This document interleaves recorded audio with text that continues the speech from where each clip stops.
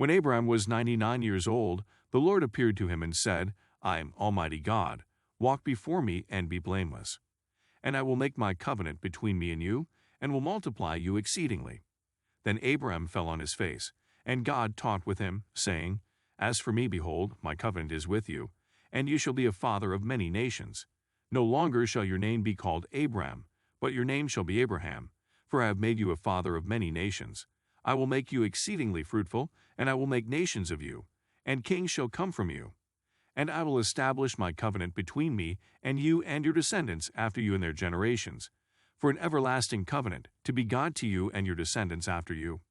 Also I give to you and your descendants after you the land in which you are a stranger, all the land of Canaan, as an everlasting possession, and I will be their God. As for you, you shall keep my covenant, you and your descendants after you throughout their generations. This is my covenant which you shall keep, between me and you and your descendants after you.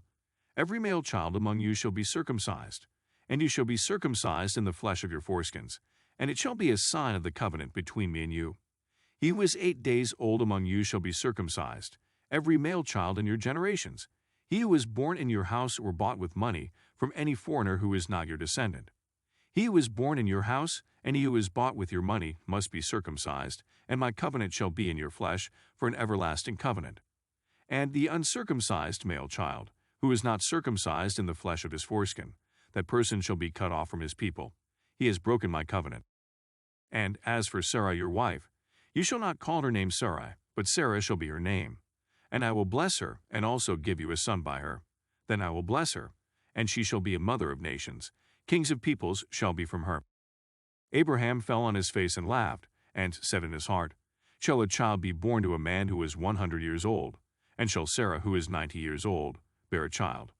Abraham said to God, Oh, that Ishmael might live before you. Then God said, No, Sarah your wife shall bear you a son, and you shall call his name Isaac.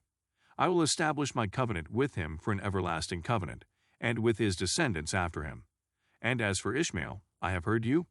Behold, I have blessed him, and will make him fruitful, and will multiply him exceedingly.